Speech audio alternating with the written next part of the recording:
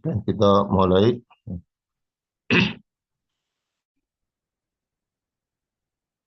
39.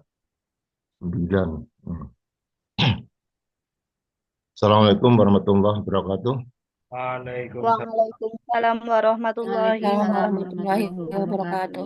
Mari kita awali kuliah pada malam ini dengan baca basmalah. Bismillahirrahmanirrahim. Bismillahirrahmanirrahim. Oke ya, jadi pembahasan untuk statistik ya ini sudah melaju terus ya. Sifatnya kita mengulang-ulang ya, menguatkan supaya paham betul tentang statistik ya dalam penggunaannya ya, di dalam riset ya. Jadi kalau materinya secara umum sudah kita sampaikan ya, dari ANAFA, ANAKOFA ya, ada uji kontingensi, ada uji prasyarat dan sebagainya ya. Semua itu mudah disampaikan ya. Cuma memang harus dipahami betul bagaimana cara menerapkannya ya. Kemudian bagaimana penggunaan di dalam SPSS ya. Jadi SPSS itu di bagaimana penggunaannya sehingga bisa membaca outputnya kayak apa. Jadi itu semua menjadi kajian ya di dalam mempelajari statistik ini. Jadi itu beberapa hal di dalam kita memahami statistik. Di samping hitungannya, memahami filosofinya apa ya. Kita sudah bicara bahwasanya riset itu bisa kemana-mana ya. Jadi tidak seperti yang kita bayangkan, mungkin akan lebih jauh dari itu ya. Apalagi melihat fenomena paradigma pendidikan ini sudah mulai berkembang, sehingga mungkin banyak hal-hal baru yang harus dikaji, diteliti ya itu. Sehingga dengan paradigma baru ya, artinya mungkin membutuhkan kajian-kajian analisis statistik yang dibutuhkan. Nah, itu yang menjadi kajian kita untuk memahami statistik ya. Nah, jadi kita ulang-ulang ya dalam misalkan di ANAFA ya, ini kita lihat ya ANAFA. ANAFA itu ada yang satu jalur ya, ada yang dua jalur ya. Jadi ANAFA itu satu jalur, dua jalur. Yang satu jalur itu biasanya kita menggunakan uji T, uji F ya. Itu yang sudah kita ulang-ulang terus ya. Uji T, uji F. Kemudian kalau lebih dari dua kelompok, katakanlah tiga atau dan seterusnya, katakanlah sampai misalkan sampai apa? Misalkan sampai 5 kelompok ya. Maka di samping uji F dilakukan, ada uji post hoc ya, post hoc. Jadi uji post hoc yang akan menjabarkan secara detail perbedaan yang terjadi. Nah, post hoc-nya itu ada di sana ya.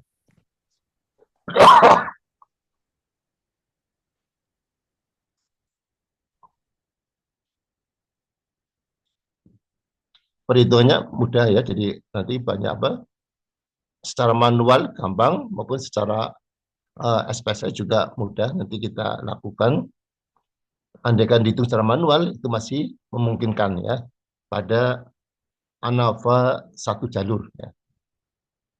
Nah, yang berikutnya kalau ANAFA dua jalur ya ini yang saya ilustrasikan. Kalau ANAFA dua jalur bagaimana ini? Mungkin secara perhitungan ribet ya, sudah mulai banyak apa analisisnya ya. Jadi karena banyak analisisnya, saya lebih banyak menekankan bagaimana di dalam analisis itu saudara mampu menggunakan softwarenya ya, softwarenya. Jadi nanti memahami dari output software itu.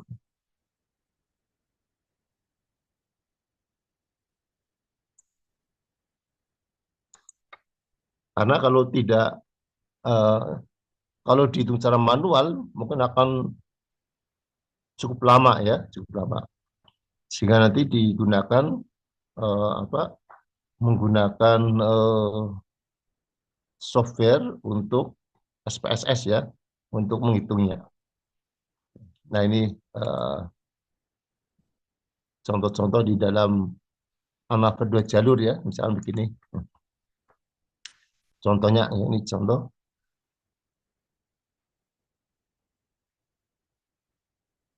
Kalau ada apa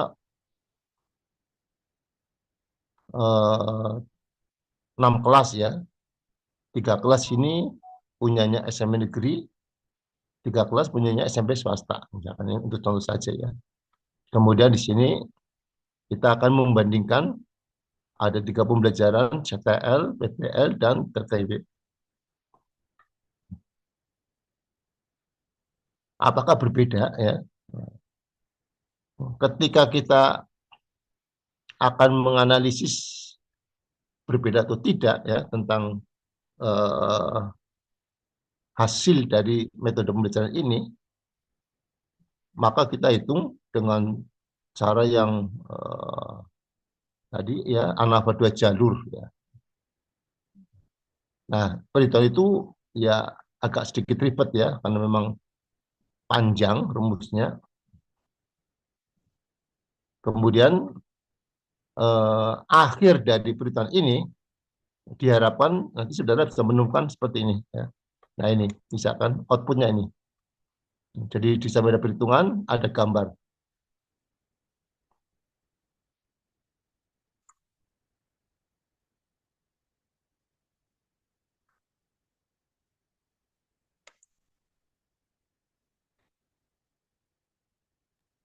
Bapak belum ada share screen ya, Pak?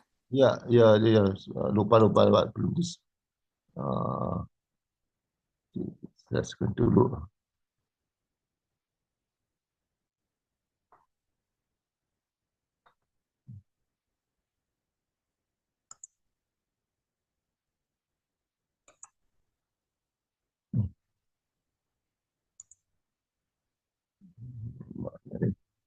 Munculnya mana munculnya? Hmm.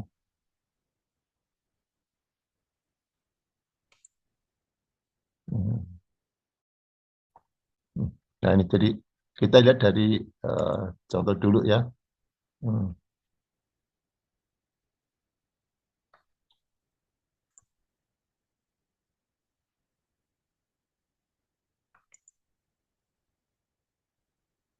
Oke, contoh soalnya ini ya. Jadi ada apa?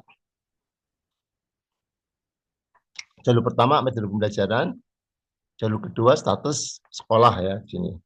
Ya di sini metode pembelajarannya ada CTL, PPL, TTW. Kemudian untuk statusnya negeri dan swasta. Hmm.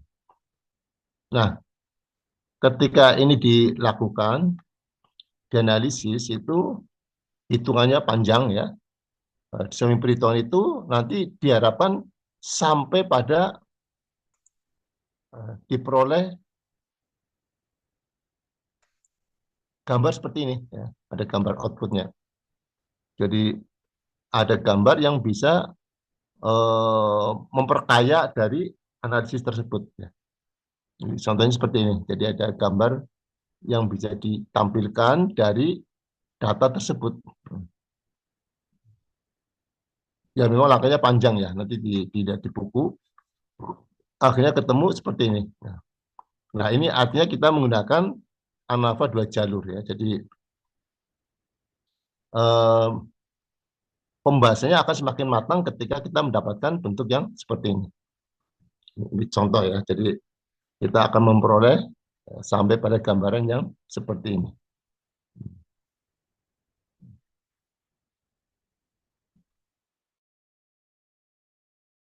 Eh, ada perhitungannya. Yang kedua ada interaksi ya. Interaksi ini. Ini namanya interaksi. Jadi ini yang menjadi pokok di dalam penggunaan ANAFA 2 jalur. Ya saya kira itu ya. Jadi kata kuncinya di sini sampai muncul gambar seperti ini. Nah, nanti ditelaah apa maksudnya. Oke ya, jadi ini hal-hal yang terkait dengan ANAVA dua jalur ya.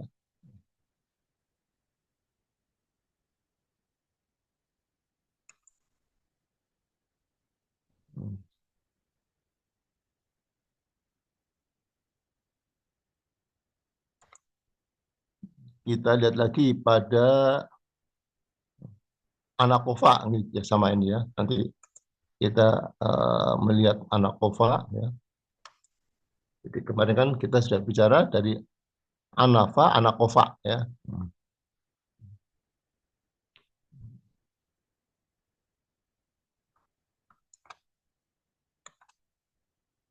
Pada ANAKOVA ini kemarin sudah kita bicarakan ya. Jadi sama seperti ANAVA, tetapi ada variabel lain ya yang menjadikan korelasi atau regresi pada variabel yang ANAVA-nya itu ya. Nah, di sini juga nanti ada ANAKOVA satu jalur, ANAKOVA dua jalur ya. Beritanya sama ya. Yang satu jalur nanti ketemunya kayak apa, yang ANAKOVA dua jalur di samping perhitungan nanti juga akan muncul gambar interaksinya ya, interaksinya. Nah, ini yang saya katakan ada satu jalur, dua jalur ya. Pada ANAKOVA satu jalur di sini, ya kita kan cuma bicara contohnya ini media promosi TV, koran, online ya selesai. Ini hanya variabelnya ada X dan Y dan ada di dalamnya semua ini. Tapi ini satu jalur hanya bicara media promosi. Ya. Bagaimana ANAKOVA yang dua jalur? Nah, ini tentu akan lebih kompleks ya. Maka contoh dari ANAKOVA dua jalur ini, nah misalkan di dalam ini apa mode pembelajaran ya ini. Kemudian di sini ada pembelajaran langsung, inquiry, PPL ya. Di sini ada faktor X, Y ya. Ini ada variabel X dan Y dan seterusnya sama ini. Ya. Tapi di sini kita bagi lagi dua macam jenis medianya, media tradisional, media digital ya, misalkan itu.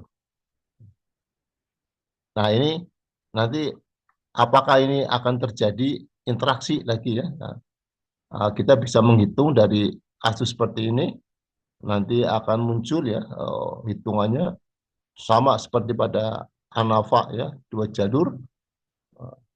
Maka di sini akan muncul perhitungan ya. Seperti ini kecil banget ya, nggak kelihatan karena outputnya harus dibesarkan ya. Jadi ini ada sudah ada di buku, sudah ada semua ya. Nah, nanti juga akan berakhir dengan ini ada gambar ya, gambarnya ini. Nah ini yang saya katakan ini juga menjadi ada interaksi dari gambar-gambar tersebut. Nah ini hampir sama ya, hampir sama dengan ANAVA dua jalur, ya, ANAKOVA dua jalur juga sama. Cuma di sini ada cerita tentang ada variabel ya yang berkorelasi, variabel yang regresi atau berkorelasi. Hanya itu saja bedanya. Nah ini beberapa hal nanti kita praktekkan ya bagaimana mendapatkan gambar seperti ini dan seterusnya. Ya, tentu saja ya saudara latihan ya dengan SPSS sampai menghasilkan gambar seperti itu. Ya. Nah ini terkait ANAVA dan ANAKOVA. Ya. Jadi ada hal-hal yang perlu diperkuat, hampir mirip ya ANAVA dan ANAKOVA. Cuma persoalannya cuma ada variabel tadi ya, variabel yang mendukung ya, variabel X tersebut.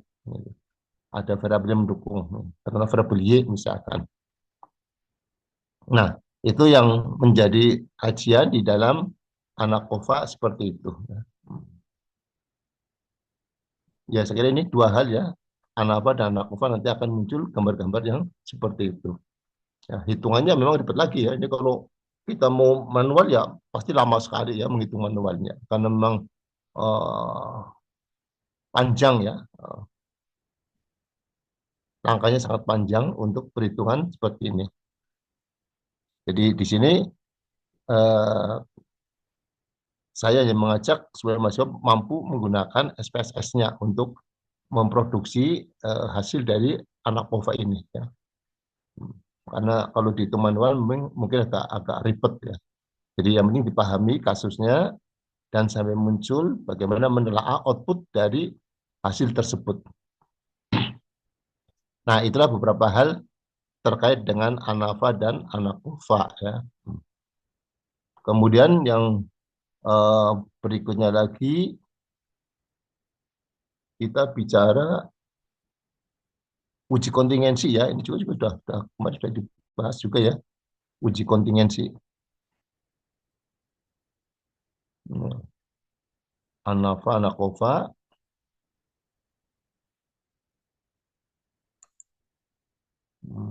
Nanti ada uji kontingensi ya. Ini juga perlu dipahami, uji kontingensi ya. Ya, kita selalu mengulang-ulang ya. Uji kontingensi ini adalah pada dasarnya adalah uji C kuadrat ya. Uji C kuadrat itu mencocokkan ya, mencocokkan. Mencocokkan. Nanti di kontingensi juga sama ya, mencocokkan. Uh, Makanya kasusnya kan kalau di C kuadratnya itu hanya satu ya. Misalkan kita akan mencocokkan apakah dadu itu dalam kondisi baik, cocok ya. Atau koin dalam kondisi baik atau tidak, itu mencocokkan. Ya. Namanya C kuadrat ya. Jadi contohnya sudah ada ya, contoh-contohnya. Kemudian kita sudah pernah menghitung ya. Kemudian uji kontingensi ya, kontingensi. Pada uji kontingensi itu sebenarnya C kuadrat ya, C kuadrat. Yang utama adalah C kuadratnya. Jadi nanti yang dilihat di tabel atau di hasil outputnya itu yang dilihat C kuadratnya. Berapa ketemunya nanti dimasukkan dalam rumus C. C sama dengan akar X kuadrat per N plus I kuadrat. Itu uji kontingensi ya. Kalau di dalam C kuadrat itu hanya satu aspek ya tentang apa? Tentang apakah itu cocok atau tidak ya. Maka di sini di dalam uji kontingensi itu ada beberapa aspek ya yang di apa bisa disajikan ya. Nah, contohnya begini ya, contoh soalnya ini. Nah, jadi kalau saya katakan di sini ada petani, pegawai, pebisnis, guru ya. Saya ulang-ulang lagi ya. Kemudian anaknya mengambil jurusan hukum, ekonomi, teknik ya. Apakah pengambilan ini cocok ya dengan eh, apa istilahnya profesi orang tuanya itu ya. Apakah cocok anak-anak itu mengambil hukum, ekonomi, teknik itu ya. Padahal di sini orang tuanya petani, pegawai, pebisnis, guru. Nah, ketika kita menghitung ini semua ya, ini kan mencocokkan juga ya. Apakah cocok atau tidak? Nah, itu yang menjadi kajian. eh, Kalau cocok ya nanti ketemu ya, C kuadratnya berapa itu cocok atau tidak cocok ya, bisa juga ada dua kemungkinan. Makanya ini data ini ada nanti dianalisis ya dengan menggunakan tadi rumusnya ya, C kuadratnya ini. C kuadrat tapi ini menggunakan dua sigma ya, dua sigma dimasukkan. Ya nanti kalau ini apa kalau kita uraikan dalam tabel sih gampang ya, tinggal memasukkan saja jadi menghitungnya mudah. Tapi kalau tanpa tabel itu seperti ini rumusannya ya, rumusannya. Nah ini yang eh, kita katakan menjadi uji kontingensi. Jadi sama untuk melihat kecocokan apa cocok ini ya. Ya kita boleh menduga kemudian bagaimana hasil apa outputnya seperti apa ya. Jadi hipotesis nanti prediksinya seperti apa. Nah inilah beberapa hal ya. Jadi eh, pertanyaan-pertanyaan mungkin begini, apakah ada kaitan status sosial orang tua dengan pilihan jurusan anak ya? Apakah pilihan jurusan anak cocok dengan keinginan orang tua? Ini nanti bisa dijawab dari hasil-hasil tersebut ini. Bisa dijawab.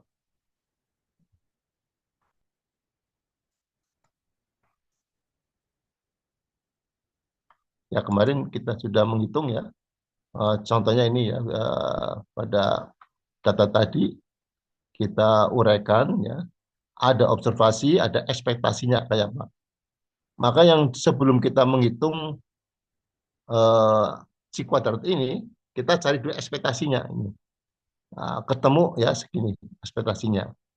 Nah, kalau sudah ketemu, masukkan tabel ya, dihitung. Nah, masukkan tabel, nanti kan kita bisa menghitung seperti apa ya, hasil akhirnya akan seperti apa. Nah, ini eh, perhitungan-perhitungan yang seperti ini ya. Jadi kita bisa menghitung hasilnya kayak apa, masukkan ke rumus, ya, ya selesai. Nanti akan ketemu ya eh, ada kecocokan atau tidak ya. Oke ya, jadi ini beberapa hal untuk memantapkan tentang materi yang sudah kita sampaikan ya. Nanti kita lanjutkan di dalam praktek SPSS-nya. Jadi sementara ini kita menyampaikan seperti ini dulu ya.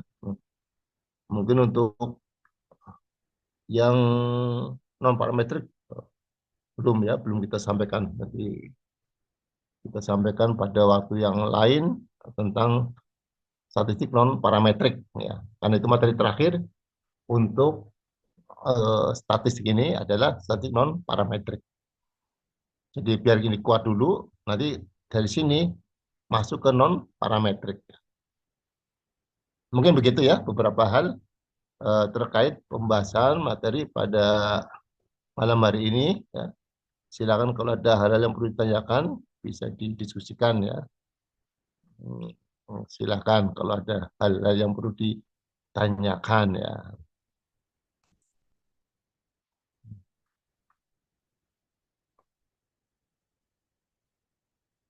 Atau setengah jam ya, menyampai setengah jam. Dengan berikutnya kalau ada pertanyaan, silakan ya. Karena memang ini eh, harus dipraktekkan ya, jadinya susahnya harus dipraktekkan. Tapi secara teoritis silakan ya, kalau ingin memahami bagaimana ya.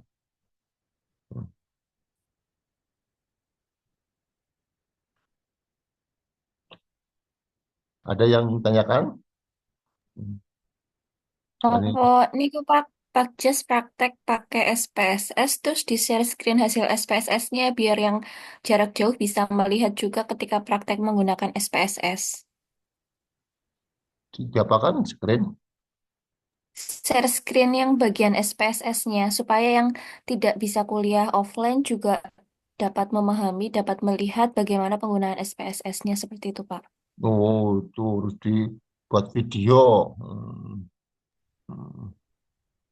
Ya nanti coba kita lihat. Sekarang sudah ada lab baru. Nanti nggak tahu apakah bisa untuk hybrid dan sebagainya. Jadi eh, FK baru tadi pagi ya, kemarin meresmikan untuk micro teaching ya, lab baru bisa untuk hybrid dan sebagainya. Ya sementara seperti itu dulu ya. Jadi kita menggunakan sedapat mungkin ya apa yang bisa dilakukan. Silakan yang lain, ada yang ditanyakan? Pak Jas, Gimana? sejauh ini untuk mahasiswa S2 itu penggunaan apa ini uji sampai ke uji kontingensi enggak Pak?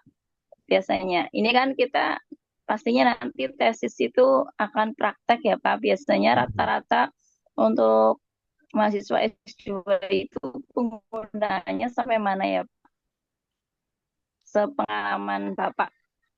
Jadi biar begini, kita mungkin lebih fokus praktek di situ gitu.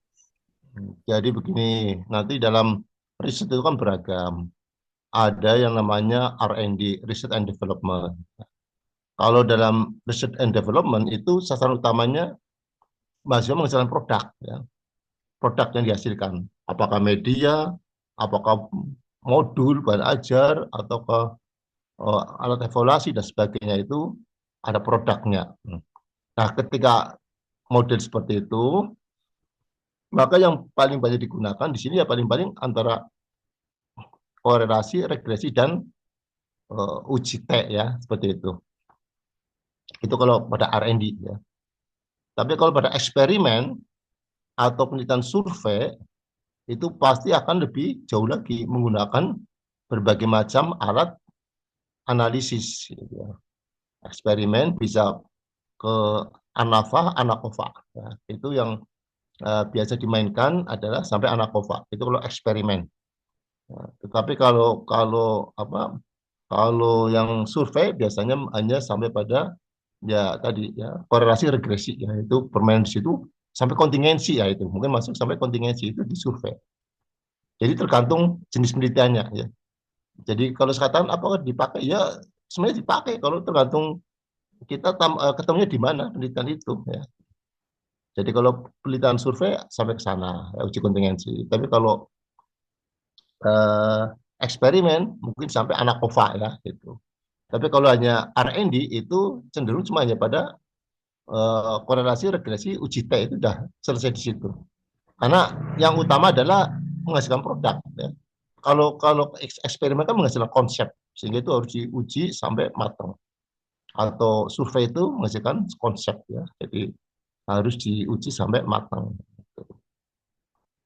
Jadi semuanya akan terpakai, cuma tinggal makanya ini kita kan nggak tahu dengan adanya paradigma pendidikan yang baru ini, ya mau kemana larinya ini? Karena kan sekarang kan sudah tidak ada kurikulum merdeka, ya.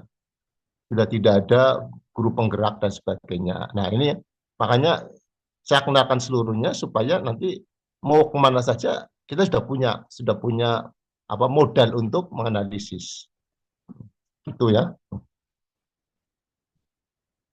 Dan tidak ada yang gampang ya, semuanya sama ya. Jadi mau R&D, mau kualitatif, mau kuantitatif, mau survei semuanya tuh sama ya di dalam riset itu tidak ada istilah yang gampang yang mana, semuanya sama ya. Itu ya. Silakan ada yang lain silakan.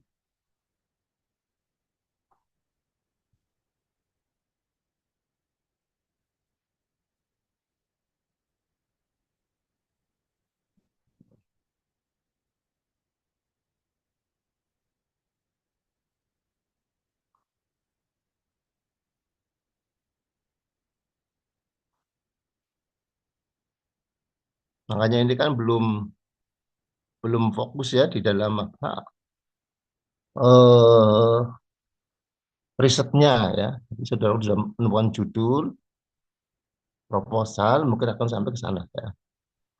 Nanti di semester 2 nanti kan ada namanya statistik multivariat ya ini yang akan kita kembangkan lebih di atasnya yang sekarang ini jadi multivariat. Itu ya dalam harapannya sekian variabel bisa diolah semuanya itu multivariat. Itu juga nggak tahu nanti yang ngajar siapa karena itu memang agak ribet juga ya. Hmm. Kalau apa ngajarnya online ya tambah susah ya karena materi multivariat lebih kompleks lagi, ya, lebih kompleks.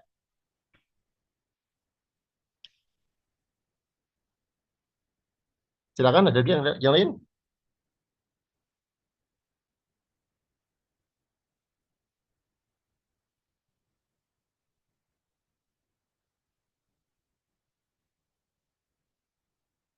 Kalau tidak ada ya kita akhiri saja ya karena ini suasananya sedang eh, tidak kondusif ya. Ini masih dalam suasana cuaca ekstrim ya, ekstrim. Katanya sampai tanggal 5 Desember ya. Ini cuaca ekstrim itu berakhir tanggal 5 Desember. Mari, tinggal beberapa hari lagi kita Untuk hari ini Jumat berarti setengah 2 ya, Pak? Yang boleh. Ya nanti offline. nanti kabar-kabari saja ya setengah 2. Oke, siap. Oke, gitu. Hmm, Ya oke. Kalau tidak ada masalah, saya kira kita bisa berakhir di sini. Ya. Jadi yang penting kalau sekarang ini ya kita pahami secara keseluruhan dulu ya, secara luas. Nanti detailnya ketika offline ya ini secara detail kayak apa, cara perhitungannya dan memahami maknanya seperti apa. Jadi di sini hanya garis besarnya dulu ya dipahami supaya paham mengapa menggunakan anafa, mengapa menggunakan anakova dan seterusnya itu kita tahu dasar-dasarnya. Ya. Oke ya, jadi itu beberapa hal yang perlu dipahami. eh, Mungkin kita akan ketemu lagi di hari Jumat secara offline. Kita praktekkan lagi ya bagaimana SPS-nya itu mendapatkan ya output-output yang nanti bisa dianalisis ya, dari output tersebut. Begitu ya. Jadi untuk hari ini saya kira sampai di sini ya. Ya lumayan setengah jam ya kita bicara daripada kosong ya. Oke ya.